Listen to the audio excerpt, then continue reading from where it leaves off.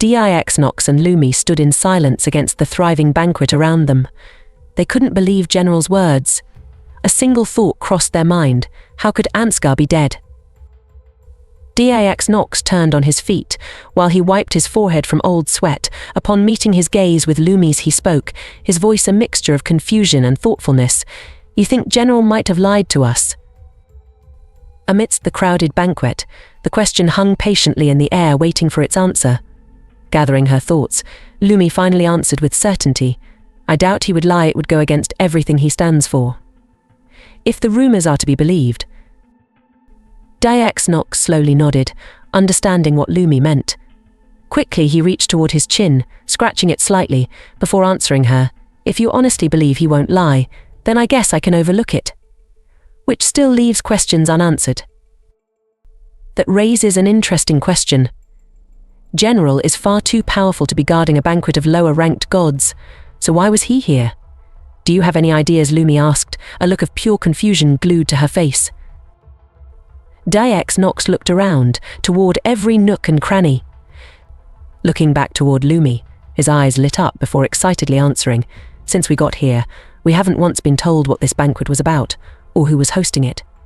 Maybe an upper-ranked god is hosting it, about something that relates to upper-ranked gods, but also affecting lower ranks." Lumi stared on, her cyan eyes alight with joy, and with a tone matching Dix Nox, she answered, "Yes, that could work. I think we should ask around, maybe some others know about why this banquet is being held. Since Toldar is still unconscious, I think it would be safe if we split up." "What about the two dimwits? Surely without General here they would harass you again," Dix Nox worriedly asked with concern plaguing his face. Lumi slowly began to walk away. Turning around, she gave a slight smile and said in a reassuring voice, "They already left. I think it happened before Mother made her exit." Dix Nox slowly turned around, heading toward a small group of gods. Dix Nox strode with a straight posture and a small smile. He thought to himself, "I never noticed how cute she is when she smiles." A majestic white palace stood on a strange grey stone, floating alone in an empty void. Within the palace stood a singular weapon rack, housing a small set of 6 throwing knives.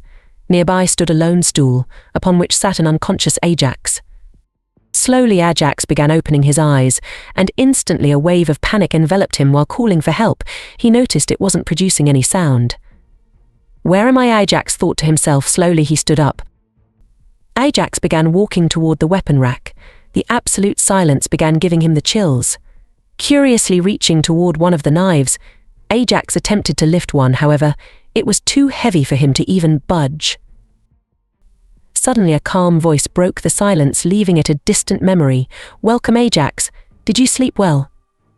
"Who are you?" Ajax frantically spoke, shocked that his voice returned. Slowly the figure strode toward Ajax, revealing his fancy red 3-piece suit. "You may call me EGS.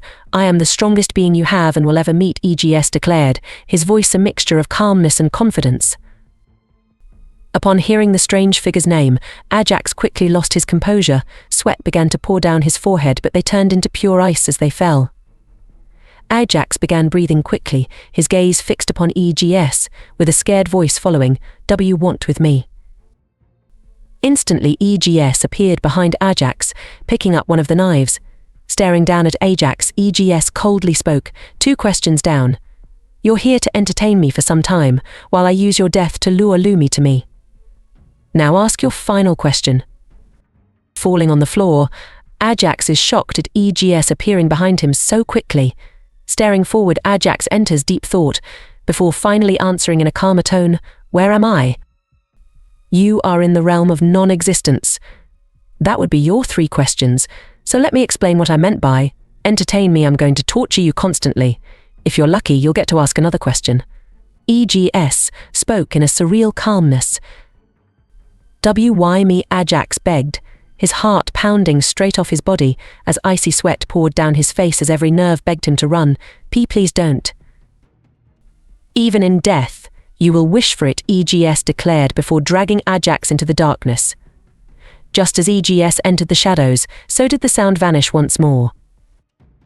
Back inside the thriving banquet filled with gods, we find Dix Nox and Lumi sitting on the floor with their backs against the black walls. Looking slightly annoyed, Lumi asks Dix Nox curiously, "So what did you learn?" "I learned the banquet is to celebrate Abraxas's plan working," answered Dix Nox.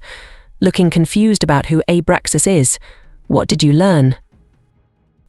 Lumi, with a look of sadness, slowly answered, "I didn't learn anything. None of the gods wanted to help because of my reputation.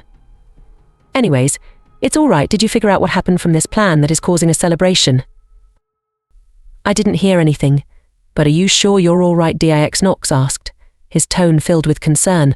"I'd prefer if you didn't hold anything back." Lumi slowly turned her head toward Dix Nox, tears welling up in her eyes. Staring at Lumi, Dix Nox's gaze was fixated on her eyes. Slowly he patted his lap, urging her to lie down.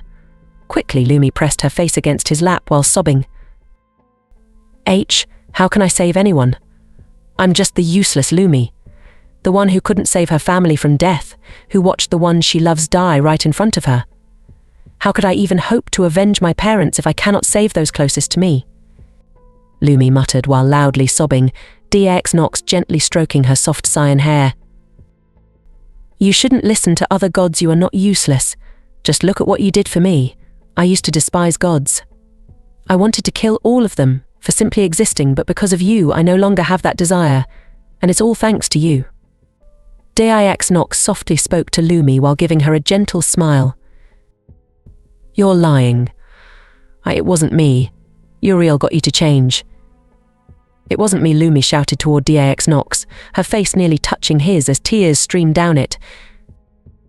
"If you weren't there, I wouldn't have changed, yet I've known Uriel for a while now. He might have helped, but it was your doing." Dix Nox said in a calm, gentle manner, "I truly do mean it. You're not useless. Whatever struggle you're going through, I'll go through it with you, regardless of challenge or danger." Slowly, Lumi stood up, staring directly at Dix Nox, before shyly responding, "Thank you. I'll hold you to that." Dix Nox stood up, and he glanced around the room. Dix Nox noticed Toldar was slowly waking up. Suddenly, a loud announcement rang throughout the hall. "Hello, hello, hello, my name is Mornell. I'm upper ranked 6. I was asked by the host to do the announcement."